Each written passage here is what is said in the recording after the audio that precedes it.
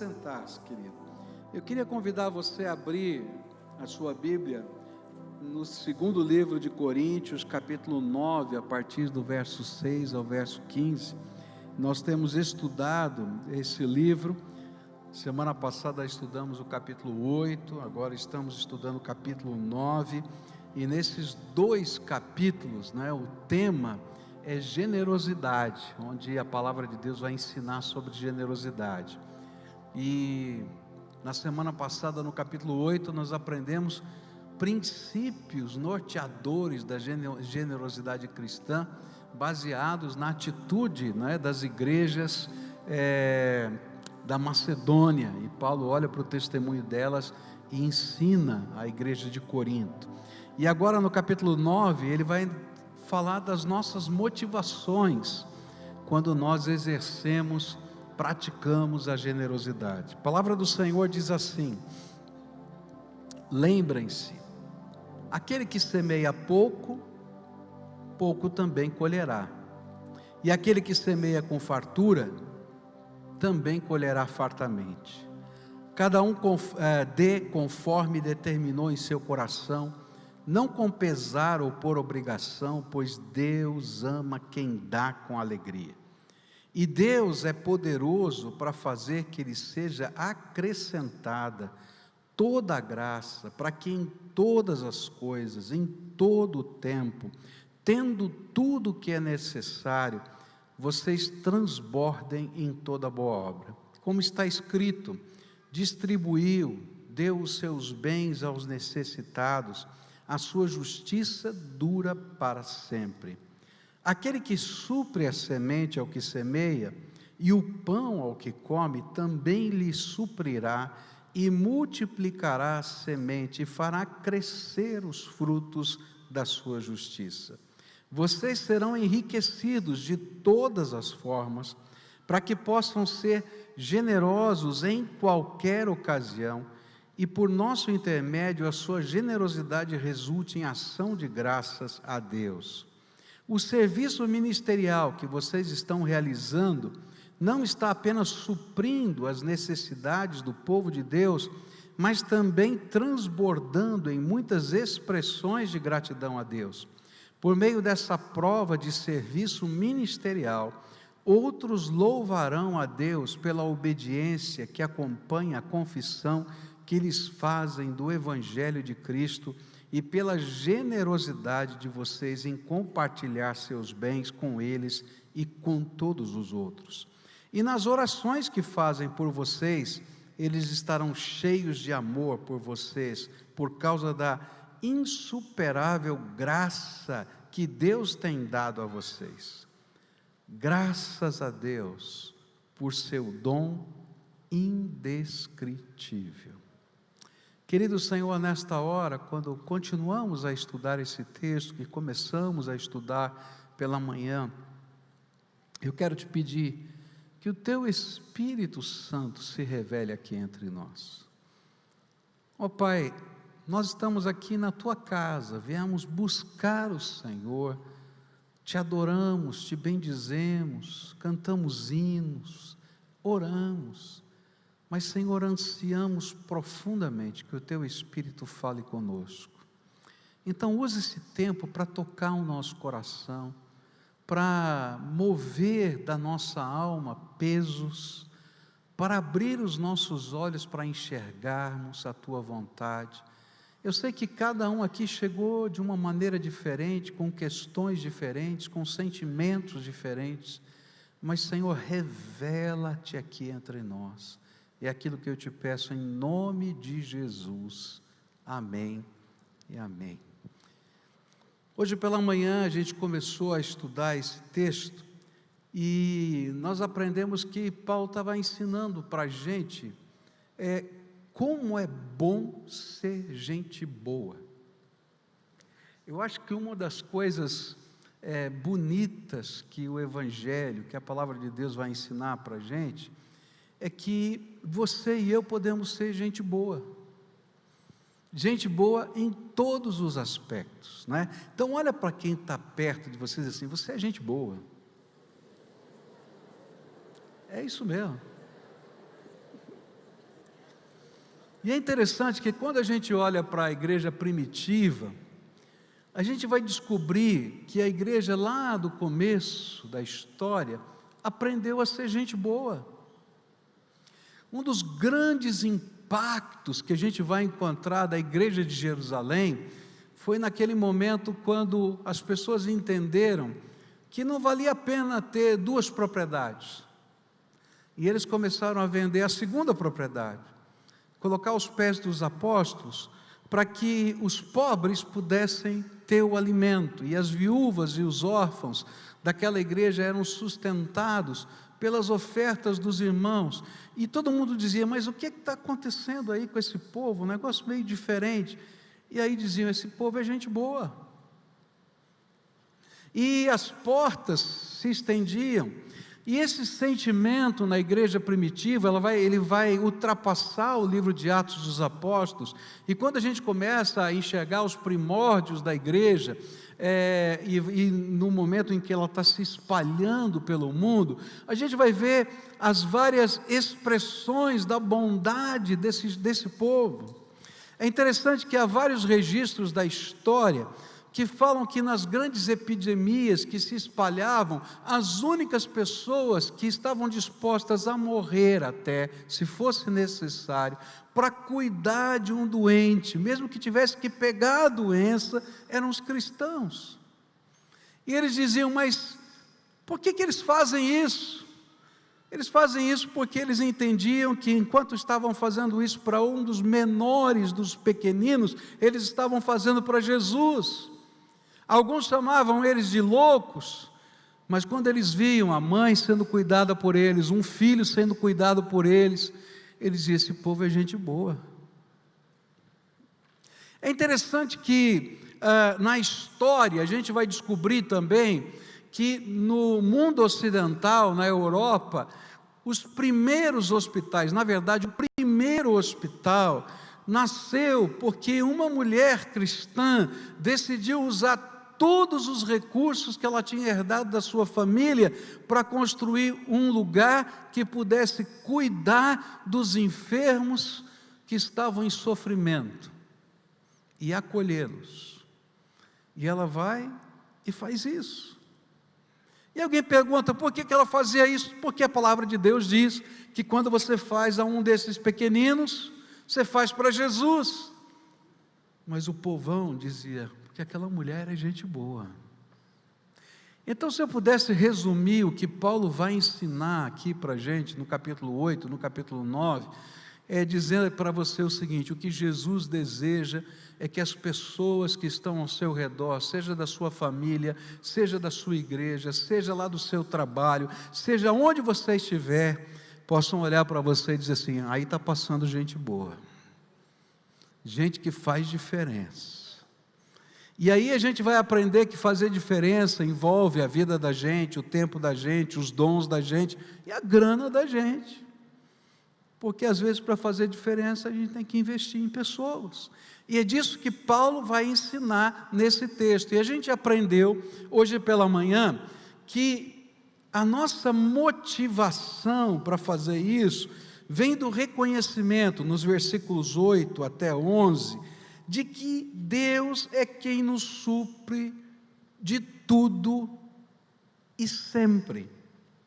E se Deus é o nosso supridor, então quando eu estou fazendo isso em nome dEle, para a glória dEle, para aqueles que Ele ama, então Ele vai continuar me suprindo.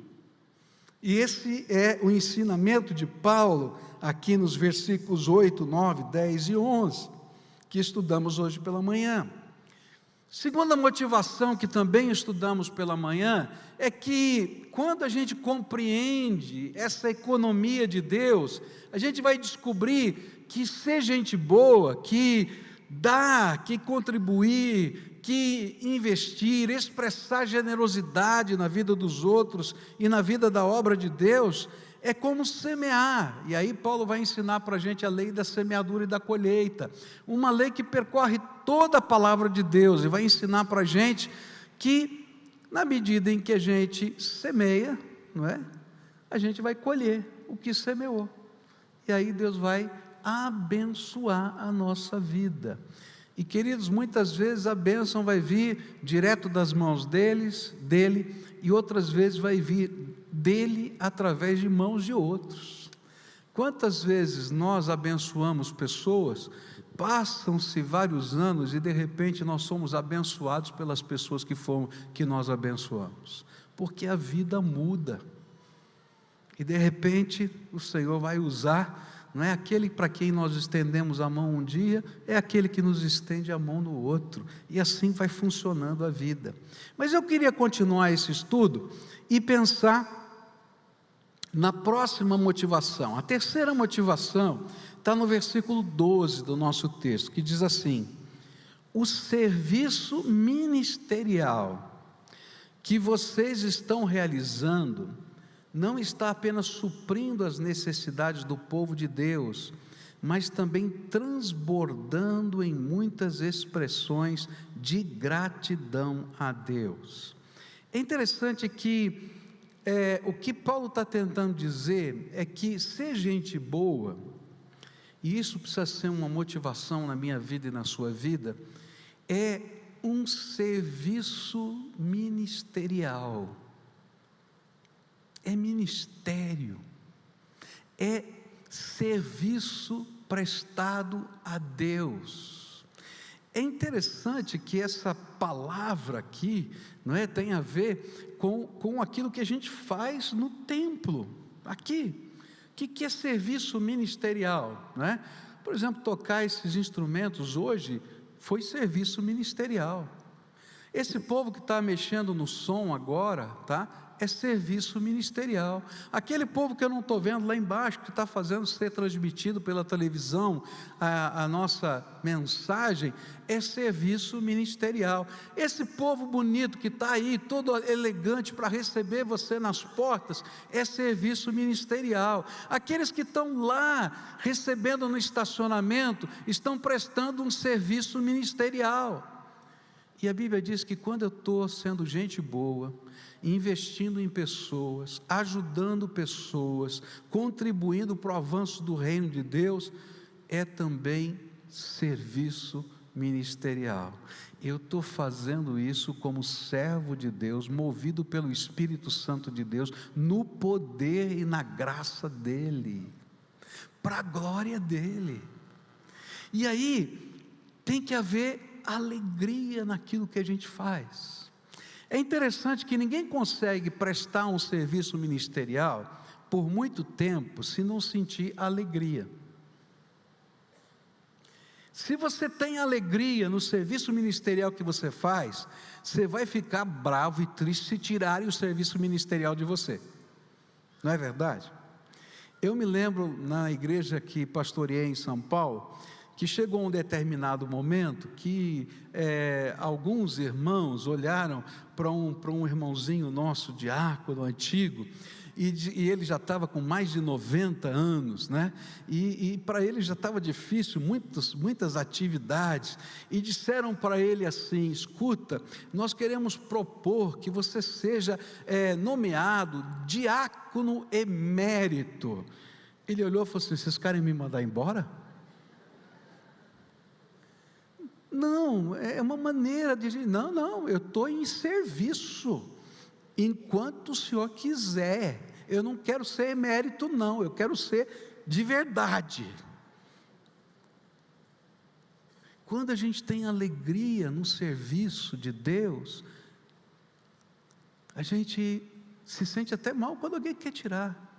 E a Bíblia está dizendo o seguinte: olha, quando você está fazendo o bem, quando você está investindo na vida de pessoas, quando você está contribuindo, quando você está fazendo o avanço do reino de Deus, quando você está sendo generoso com os seus dons, com o seu talento, com a sua vida, com os seus recursos, você vive o serviço ministerial, e todo o serviço ministerial vai encher você de alegria.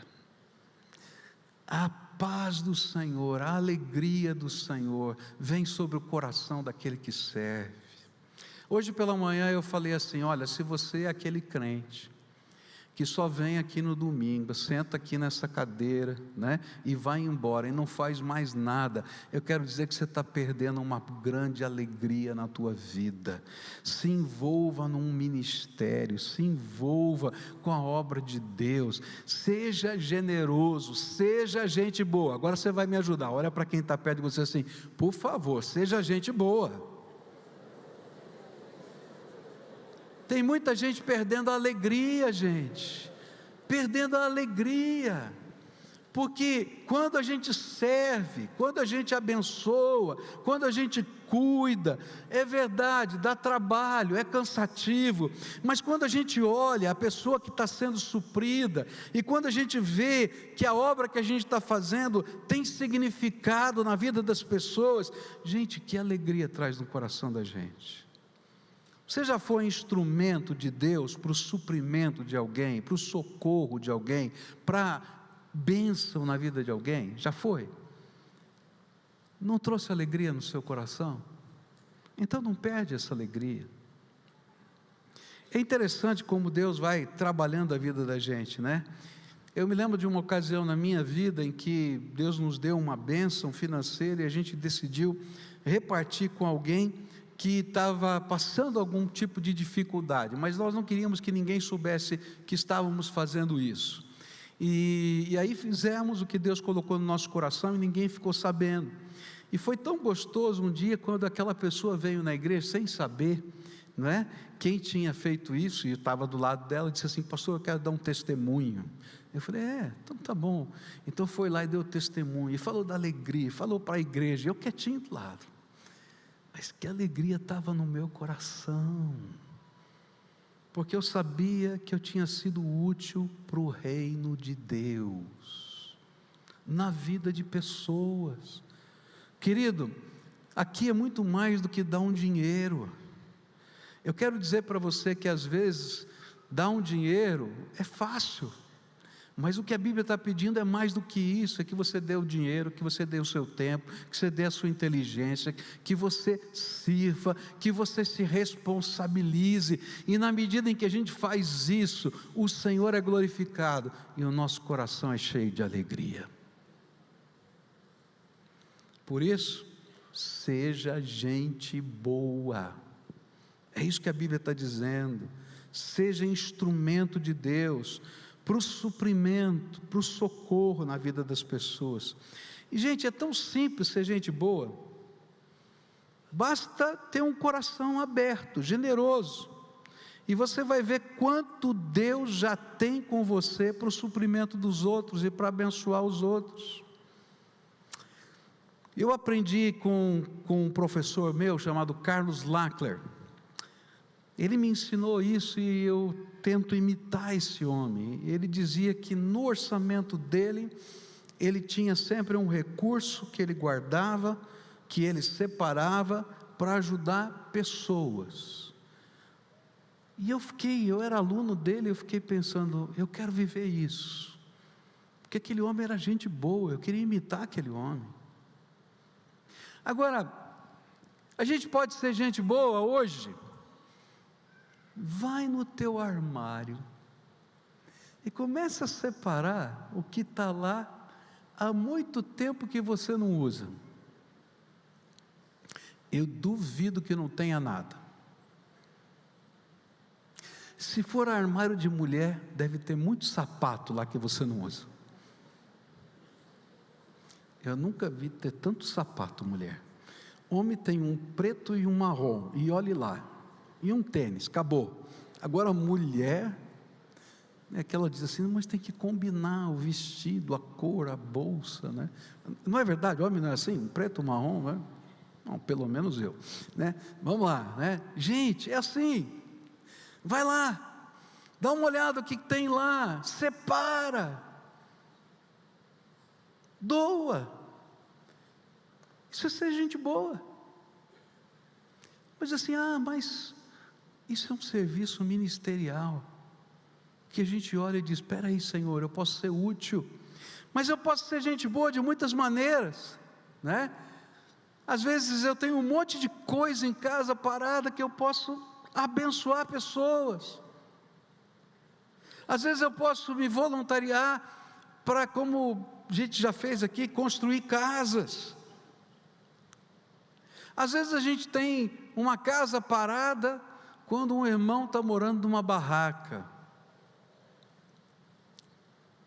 Às vezes está cheio de brinquedo em casa e a gente pode compartilhar com uma criança.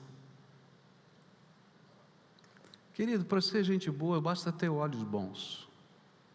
E se a gente tiver olhos bons, a gente vai aprender a fazer um serviço ministerial para a glória de Deus. E a gente semeia generosidade, amor, misericórdia. Isso vale para o investimento na obra de Deus, vale, mas a Bíblia está falando de mais do que isso, está falando como natureza, como jeito de ser, como parte da nossa vida. Próxima motivação. Bom, se você estava exercendo, a primeira foi, a terceira de todo estudo, mas a primeira de hoje foi, se você está vivendo um serviço ministerial, você vai ver a alegria de ser gente boa. Mas a segunda de hoje, desse momento, é que Deus vai ser louvado quando você estiver sendo gente boa. Olha só o que acontece nos versículos 12 e 13, a Bíblia diz assim: o serviço ministerial de que vocês estão realizando não está apenas suprindo as necessidades do povo de Deus, mas também transbordando em muitas expressões de gratidão a Deus. E por meio dessa prova de serviço ministerial, outros louvarão a Deus pela obediência que acompanha a confissão que vocês fazem do Evangelho de Cristo e pela generosidade de vocês em compartilhar.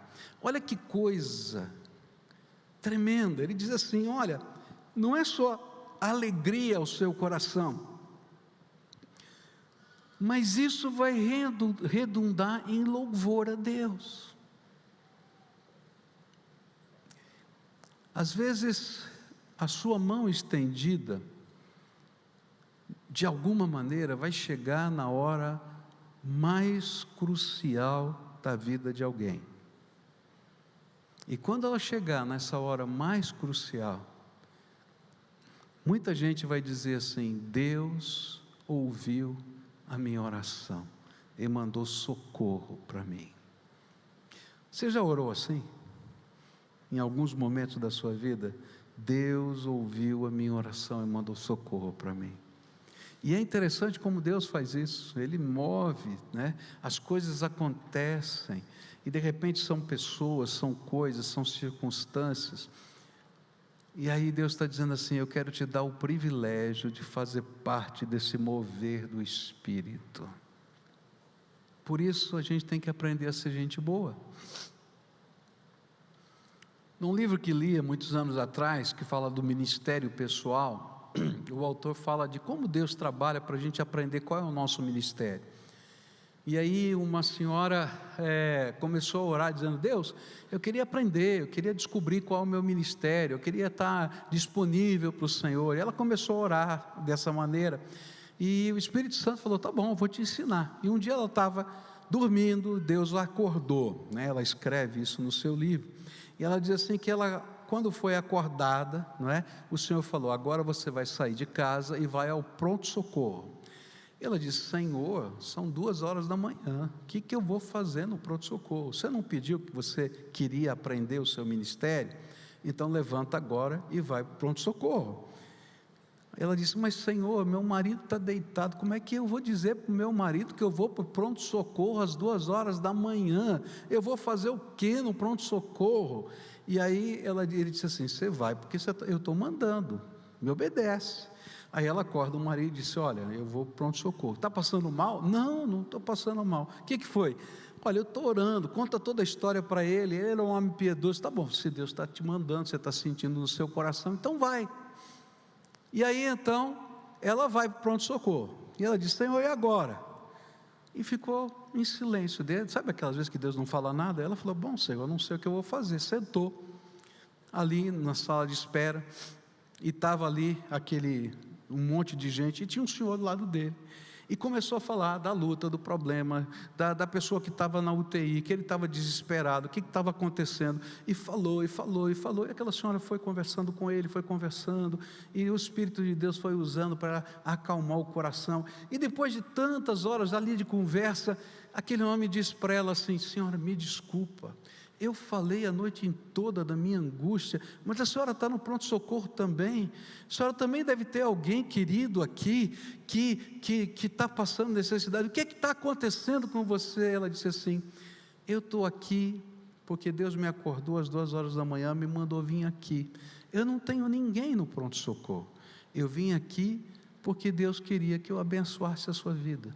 E aquele homem começou a chorar, e chorar, Deus me ouviu, Deus me ouviu, Deus me ouviu, Deus me ouviu, Ele vai fazer alguma coisa, Ele vai fazer alguma coisa.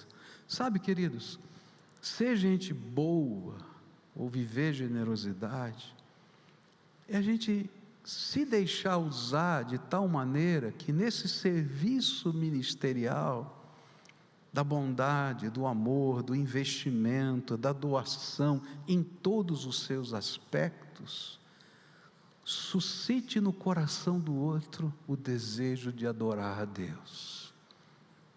Um anjo do Senhor está aqui.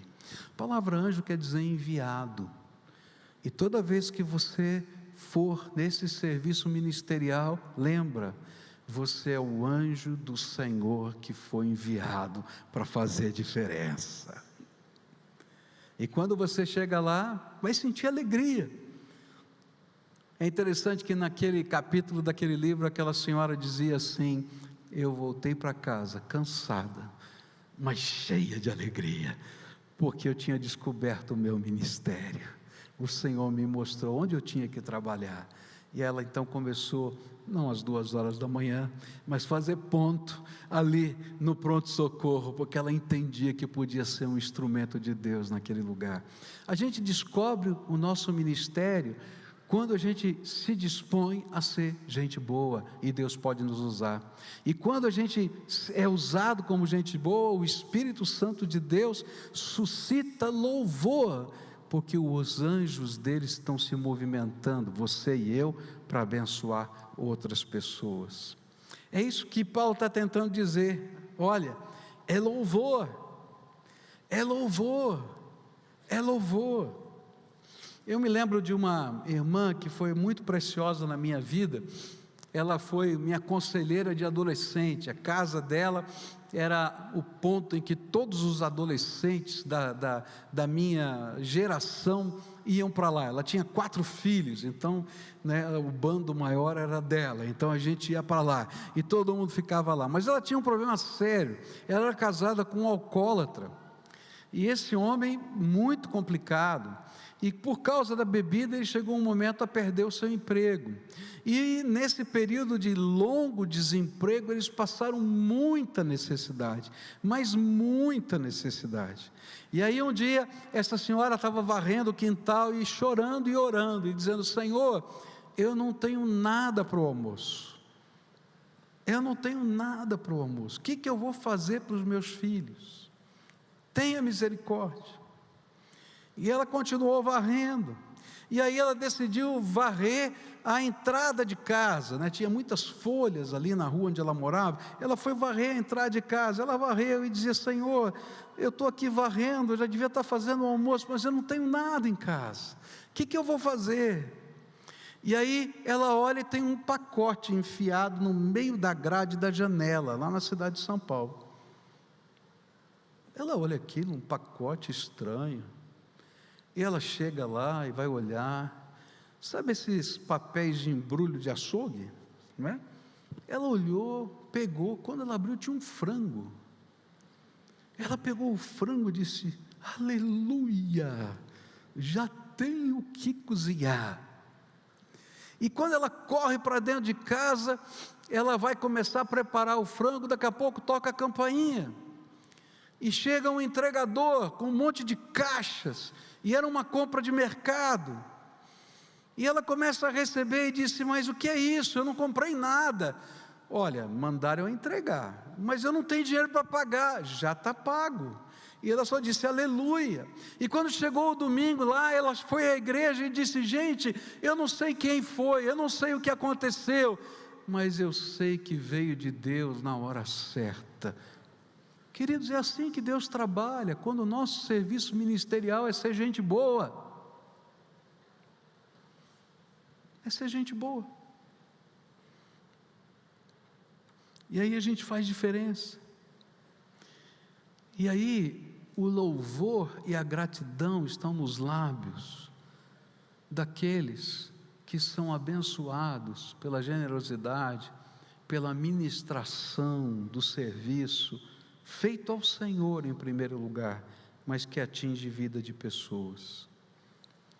Nesse resultado, Deus é glorificado. Eu acho que Deus tem uma convocação para cada um de nós. A convocação é na proporção da sua capacidade, na proporção da sua disponibilidade. Seja gente boa.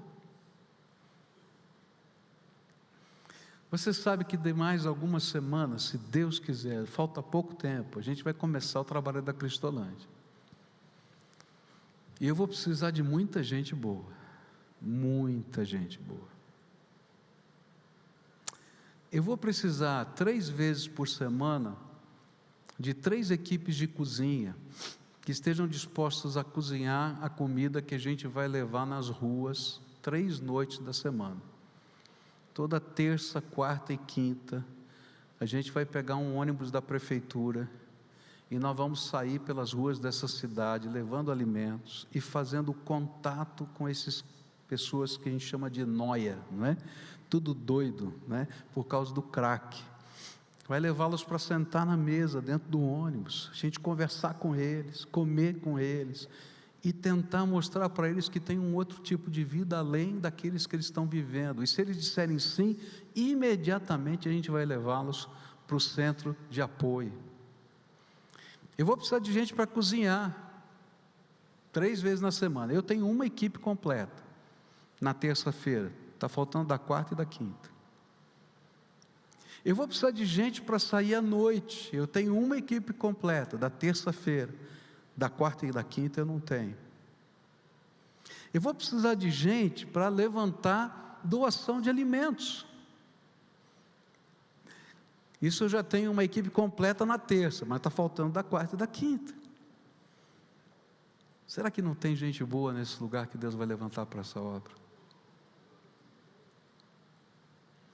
E eu preciso de gente boa que diz assim: olha, eu não gosto muito da palavra voluntário, porque a palavra voluntário às vezes não implica tanto em responsabilidade. Eu preciso de gente que diz assim: esse vai ser o meu ministério, e eu vou dizer: Senhor, pode contar comigo que eu sou responsável por esse assunto.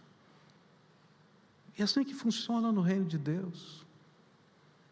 Mas não vai parar aí, gente. Eu vou precisar de gente lá no centro de apoio, vou precisar de gente lá na chácara. São 4 fases esse trabalho. Primeiro, aquilo que a gente chama de contato ativo. Depois a gente vai ter dentro desse contato ativo ainda a recepção, no centro de triagem, que é a segunda fase. Depois, no centro de triagem, a pessoa fica 15 dias lá, onde a gente vai cuidar de documentação, ver saúde, ver tudo o que precisa, ver se ele quer mesmo sair da rua. Depois vai para a chácara, onde vai ficar de 6 a 9 meses lá internado. Quando sai da chácara, ele vai para uma república que a gente vai manter, tá?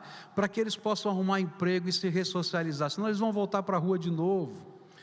Nós vamos gastar anos cuidando dessa gente, mas eu vou celebrar cada um que sair da rua, em nome de Jesus.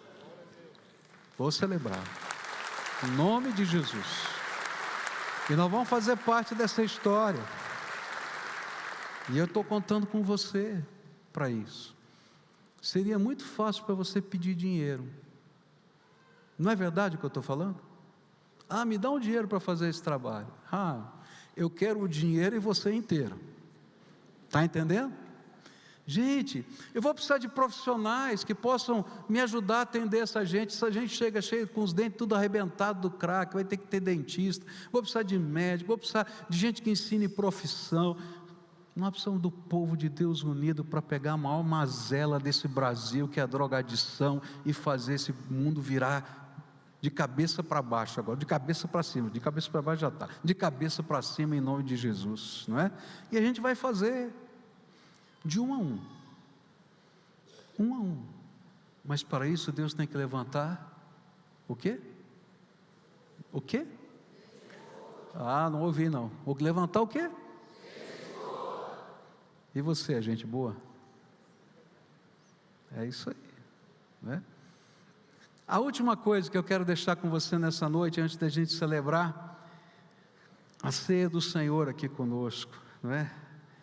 É versículos 14 e 15, onde Paulo vai dizer assim: e nas orações que fazem por vocês, eles estarão cheios de amor por vocês, por causa da insuperável graça que Deus tem dado a vocês. Graças a Deus por seu dom indescritível. Sabe qual é a última motivação? É o indescritível dom de Deus. Você sabe quem é o indescritível dom de Deus? Quem? Jesus. Nós falamos que o nosso modelo de generosidade semana passada era Jesus. E o que Paulo traz para encerrar esse capítulo 9 é justamente Jesus. E naquilo que a gente vai viver daqui a pouco, que é a celebração da ceia, nesses elementos que estão aqui, a gente está lembrando o indescritível dom de Deus. Sabe por quê? Nós estamos sendo desafiados a ser gente boa pelo Senhor, porque antes de tudo Ele foi bom para conosco, e a gente não tem como expressar a bondade de Deus na nossa vida. Se a gente olhar do ponto de vista espiritual, a gente vai ter a encarnação, a morte, a ressurreição de Jesus como parte da sua bondade. Mas a obra de Deus não parou só na cruz e na ressurreição. Na minha vida e na sua vida, quantas vezes o Cristo, indescritível dom de Deus para nós, visitou a nossa vida? Quantas vezes Ele foi o socorro presente na angústia? Quantas vezes Ele foi a transformação e a recuperação? Quantas vezes Ele pegou os caquinhos quebrados da nossa vida e fez dos caquinhos obra de arte? E aí então Paulo diz assim: olha, quando vocês vivem essas coisas, vocês mostram o compromisso que têm com a boa notícia do Evangelho e com o indescritível dom de Deus. E aí, a glória agora não é dada apenas por aquele que está recebendo a bondade. A alegria apenas não é a nossa alegria no nosso coração, mas agora nós glorificamos a Deus e dizemos: Senhor, eu já entendi que o Senhor ama esses pequeninos que estão aqui, e o Senhor, que é o meu dom indescritível, é digno de receber glória. Por isso, enquanto eu o abençoo, eu glorifico o teu nome, porque o Senhor é o alvo da minha devoção. E queridos, isso se torna prazer na nossa vida, devoção e alegria.